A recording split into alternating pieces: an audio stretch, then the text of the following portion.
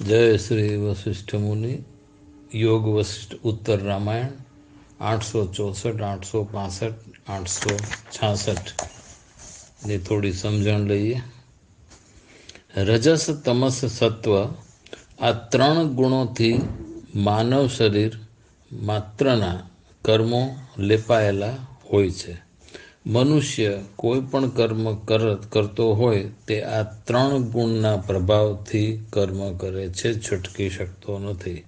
કોઈ પણ મનુષ્ય કોઈ પણ કર્મ તથા આ ગુણમાં રહી કર્મ કરે તેના ફળ પણ તેના જેવા જ ભોગવટામાં જેમ તેના ભાગમાં આવે તે ભોગવે છે। આમ કરીને આના ઉપર જવું જરૂરી છે, તેને ગુણાતીત થવું તેમ કહેવાય।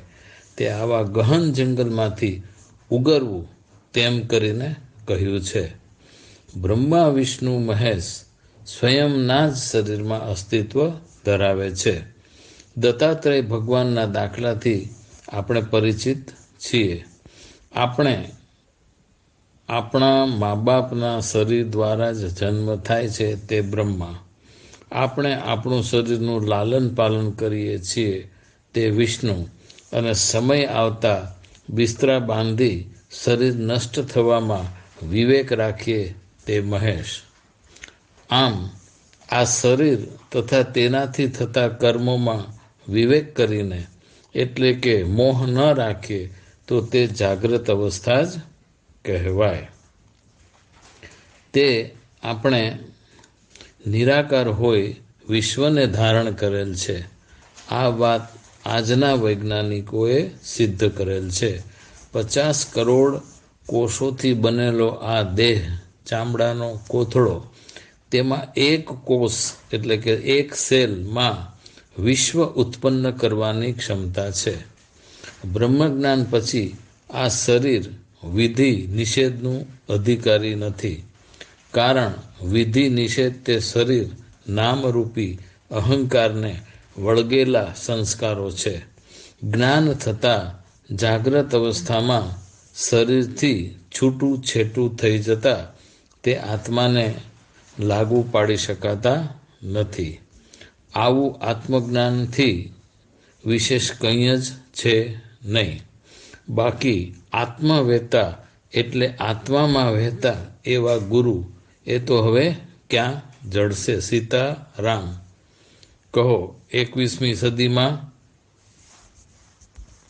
અહીં વાલ્મીકીજી કહે છે, ક્રમયોગ એટલે ક્રમમાં વિવેક, ક્રમમાં વિચારણા, પછી અસંગ, સ્વપ્ન, સુષુપ્તુ, તુર્ય તથા વિદેહ મુક્તિ, જીવન મુક્તિ, એમ ક્રમયોગમાં ધીરે ધીરે યાત્રા કરી સ્વરૂપભૂત થાવ અને વિહરો, છેલ્લે નિર્વાણ। શ્રી રામને હવે પ્રશ્ન થાય છે કે સંકલ્પ ત્યાગ કર્યો એટલે સર્વ ક્રિયા પણ શાંત થઈ ગઈ, અને સર્વ ક્રિયા શાંત થતાં શરીર જ પડી જાય તો જીવાતું જીવન જ્ઞાન લીધા પછી જીવવું કેવી રીતે? આવા સંકલ્પ ત્યાગનું ખરેખરું યથાર્થ રૂપ શું છે? તેના ઉત્તરમાં વશિષ્ઠજી કહે છે, હું શરીર રૂપી અહંકાર એનો અધ્યાસ છોડવો, કારણ તે મિથ્યા જ્ઞાન છે, ભ્રાંતિ જ્ઞાન છે, કલ્પના છે। તેની જગ્યાએ આવા મર્યાદિત જ્ઞાનનો ત્યાગ કરીને હું ચૈતન્ય રૂપ આકાશ રૂપ છું, તે જ મારું સાચું સ્વરૂપ છે તેવું ચિંતન કરવું। વળી પાછું આવ્યું ને સંમોહન, આકારી વિકારી શરીરવાળા અહંકારવાળા સંમોહનની જગ્યાએ હું આકાશરૂપી નિરાકારી અવિકારી સ્વરૂપ છું। આકાશમાં આપણે જોઈએ છીએ કે વાદળાના આકાર ટકતા નથી, ક્ષણિક જ હોય છે, તથા તેમાં કોઈ વિકાર જણાતો નથી, હોય તો પણ ક્ષણિક છે। આવું જ સંમોહન કરવું। ઋભુ ઋષિએ આપણે જોઈ ગયા કે આ બીજા સંમોહનનો પણ ત્યાગ કરવા કહ્યું છે। તે જ બુદ્ધનું છે મહાશૂન્ય નિર્વાણ। વાહ! તો હવે સંકલ્પ ત્યાગ પણ થઈ ગયો, કોઈ પણ પદાર્થમાં આસક્તિ મોહ થવો તે જ સંકલ્પ ઉઠવાનું સર્જવાનું મૂળ કહ્યું છે. દેહ જગત વગેરે પદાર્થો સત્ય છે તેવું ભાન થવું તે સંકલ્પ છે. દેહ જગત વગેરે પદાર્થો સત્ય છે તેવું ભાન થવું તેનું નામ જ સંકલ્પ છે. અને આ સર્વેમાં એક મહાચૈતન્ય આકાશ રૂપી અધિષ્ઠાને બિરાજમાન છે તે વિવેક થવો તે સંકલ્પ ત્યાગ કહ્યો છે. હવે સ્મરણ સમજીએ. સ્મરણ એટલે ભૂતકાળમાં અનુભવેલું તથા મેમરી કાર્ડમાં સંગ્રહેલું વખત આવીએ મોહરૂપી સંસ્કાર તે દોહરાવવા ધક્કો લાવે તે. નહીં અનુભવેલી પરંતુ બાહ્ય જગતથી જાણમાં આવતા તે વિચારને ગમતો અણગમતો સંઘર્યો આ પણ સ્મરણ જ કહેવાય. આ બંને સંકલ્પના નેજા હેઠળ જ આવે એટલે સ્મરણ ત્યાગ પણ તેટલો જ જરૂરી છે. બોલો, આપણે બધા તૈયાર છીએ? સાવ સહેલું છે. કંઈ પણ સ્મરણમાં આવે એટલે જાગૃત વિવેકથી ફક્ત જોઈ લેવું.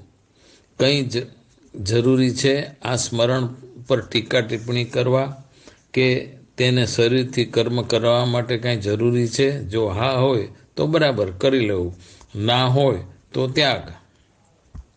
વાલ્મીકીજી કહે છે, હે શ્રીરામ, અનુભવમાં આવેલા અને ન આવેલા તમામ વિષયોનો ત્યાગ કરો. જે સ્મૃતિઓ બની પજવણી કરવા આવી છે તેનો ત્યાગ કરો. ચિત્તની ઉઠતી વૃત્તિઓ જોવી અને ખંખેરવી. સિદ્ધ થયેલ વાત આ વૃત્તિઓ ખરેખર સમજીએ તો વૈજ્ઞાનિકોએ સિદ્ધ કર્યું છે 1 થી 8 ગણો તેટલો સમય જ આપણા મગજના ન્યુરોન્સ જે છે એ આપણને આપણા પટ પર લાવી શકે છે. એટલે માત્ર 1 થી 8 ગણીએ એટલી ધીરજ આપણે રાખવાની છે તો કામ પાર પડી જશે. બોલો, માત્ર 7-8 સેકન્ડ ધીરહ ધીરહ ધીરહ. આ તો ખૂબ સારું. તો એનો અર્થ એવો થયો કે અત્યાર સુધી આટલી ક્ષણિક ધીરજ પણ આપણે રાખતા નહોતા એમને. હવે જ્ઞાન થતાં સંચિત કર્મો તો રાખ ખાખ થઈ ગયા. શ્રી કૃષ્ણએ તો ગેરંટી આપી છે. પછી શું? આવતા કર્મ જ્ઞાનથી જ જોવાના છે. અને છેલ્લે પ્રારબ્ધ કર્મથી તો ભગવાન શ્રી કૃષ્ણ પણ છટકી શક્યા નથી, છૂટી શક્યા નથી. તો તે પણ જ્ઞાની જાગ્રત અવસ્થામાં શરીર ભોગવે છે અને હું જોઉં છું. બસ થઈ રહ્યું. નિસંકલ્પ થઈને એટલે કે 1.25 વર્ષના બાળકની જેમ કોઈ પણ જાતની નિર્મોહી હોય એવી ચેષ્ટાની જેમ કર્મ કરવા.